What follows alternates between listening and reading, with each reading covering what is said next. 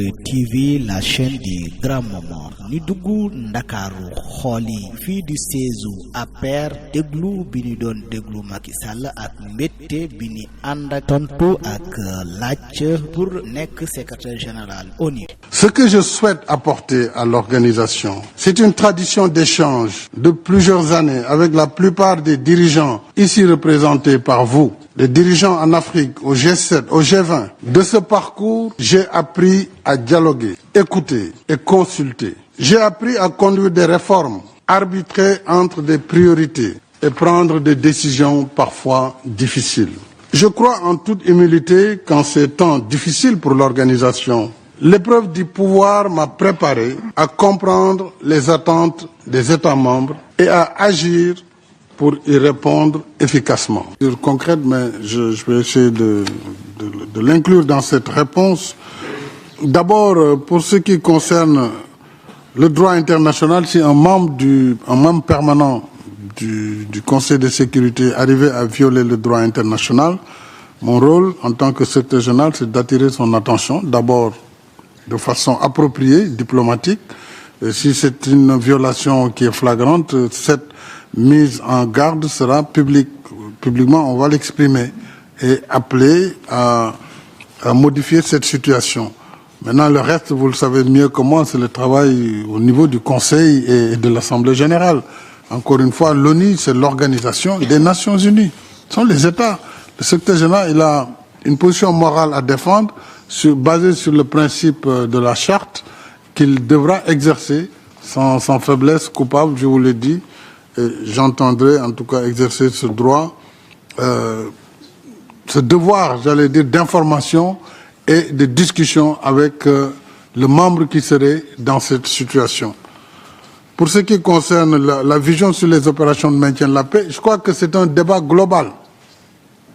Tout le monde s'accorde sur la pertinence de maintenir ces opérations, puisque sans leur maintien, on peut imaginer ce que va devenir, ce que deviendra en tout cas les conflits frontaliers dans toutes ces zones qui ont aujourd'hui, qui hébergent des forces, des casques bleus des Nations Unies ou des missions politiques. Maintenant, la question, elle est devant nous. Les financements baissent. Entre l'année dernière et cette année, le budget est passé de près de 7 milliards à moins, à presque 5 milliards et quelques pour l'opération de maintien de la paix. Il y a des zones où il faut faire appel au chapitre 7. Et nous savons que ce n'est pas facile de faire appel au chapitre 7.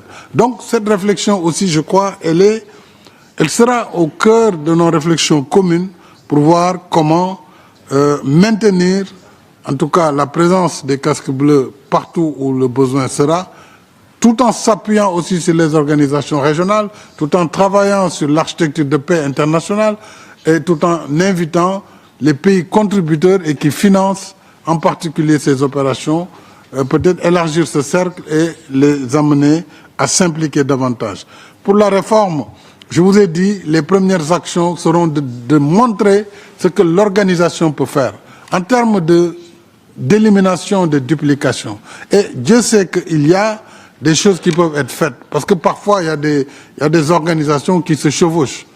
Donc il faudra oser, en tout cas ce sera proposé aux États membres pour une rationalisation et une plus grande efficacité de l'action du secrétariat, mais aussi de tous les organes qui dépendent de l'ONU. Et avec les États, on verra jusqu'où on est prêt à aller dans la réforme. Occupe la majorité de la population mondiale, même si dans les pays industrialisés, nous avons une pyramide des âges inversée. Et quand vous voyez aujourd'hui, que ce soit en Asie, en Afrique, au Moyen-Orient, en Amérique latine, la population, elle est très jeune. Et donc, toutes les politiques de développement devront tenir compte de cette réalité. J'ai lancé, pendant mes années de gouvernance au Sénégal, une sorte de banque pour les jeunes, puisqu'il fallait développer l'entrepreneuriat, étant entendu que l'emploi salarial ne peut pas être une réponse à la demande massive d'emploi dans presque tous les pays. Si vous avez une population moyenne en Afrique de 19 ans, où l'âge médian est de 19 ans, vous voyez les difficultés que cela pose pour les États. Donc, avoir des politiques de développement qui intègre non seulement la formation, et dans la formation, on a l'éducation, mais on a surtout la formation professionnelle et les nouveaux métiers liés au digital. Cela doit permettre de développer des activités qui vont mettre à la disposition des jeunes des ressources leur permettant de faire de l'entrepreneuriat. Et en ce qui concerne maintenant l'organisation elle-même, on a déjà des mécanismes avec le Conseil économique et social, on a des dispositifs qui sont sur place pour le leadership des jeunes.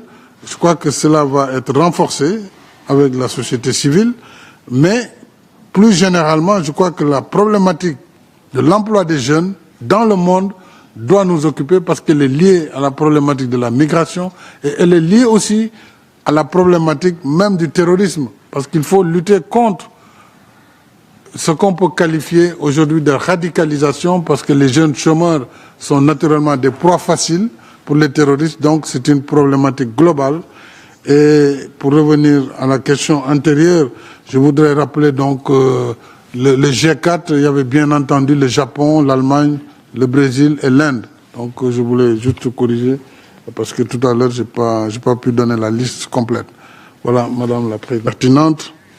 Vous avez décrit le cadre, on a une conjonction de facteurs, les contraintes budgétaires, le déficit de confiance entre l'organisation et la plupart, un certain nombre d'États membres en tout cas, clés, ce qui fait qu'on le constate, l'ONU n'est pas forcément autour de la table sur ces grands dossiers. Vous avez rappelé les conflits en Europe, au Moyen-Orient, en Afrique, heureusement, l'ONU est encore très présente. Il faut renforcer cela. L'action diplomatique de l'organisation, je crois, commencera par, une fois que le choix est fait par les États membres du nouveau secrétaire général, si c'est moi qui ai choisi, c'est d'engager une discussion avec les différents pays sur ce que nous sommes prêts à faire ensemble.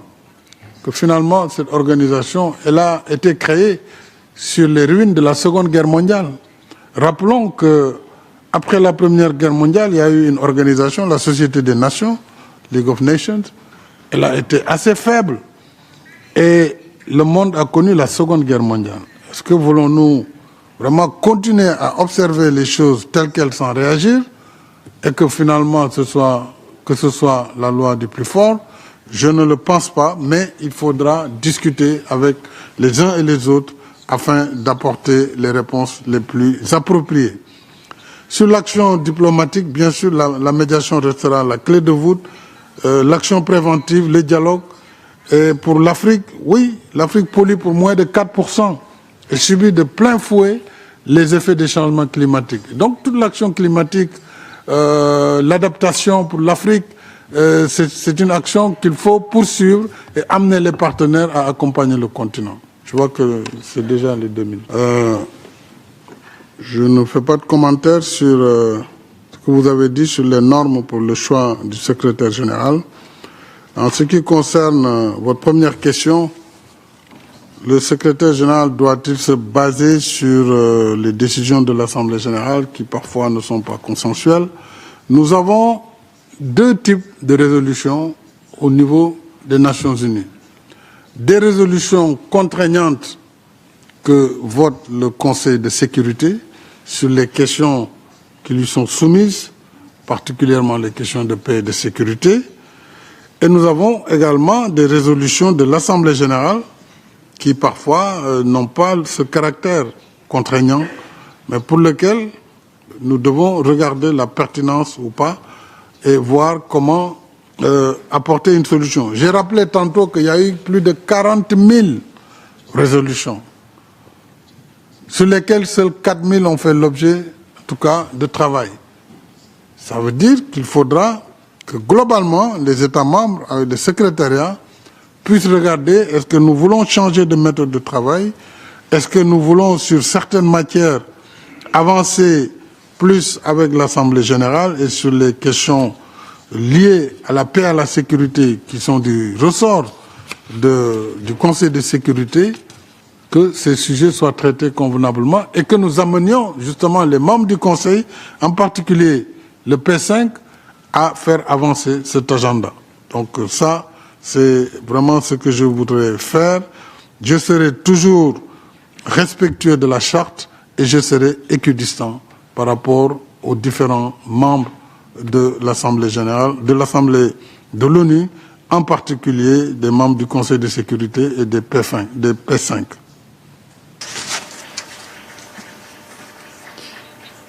Merci, Monsieur Sall. C'est la fin de ce dialogue interactif.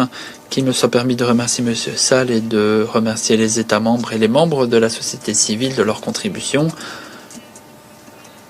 Un instant, s'il vous plaît, j'aimerais aussi remercier, au nom des 193 États membres, les équipes qui ont rendu ce dialogue interactif possible. Et surtout, je tiens à remercier les préposés, les ingénieurs du son, les interprètes, l'équipe du direct, l'équipe média, la société civile, l'équipe sécurité, l'équipe du protocole, le secrétariat de l'Assemblée générale et les équipes du bureau de la présidence. Merci beaucoup de cet exploit commun. On est meilleurs ensemble. Merci de vos contributions. Aujourd'hui, vos contributions étaient utiles. Je vous souhaite une bonne soirée. La séance est levée.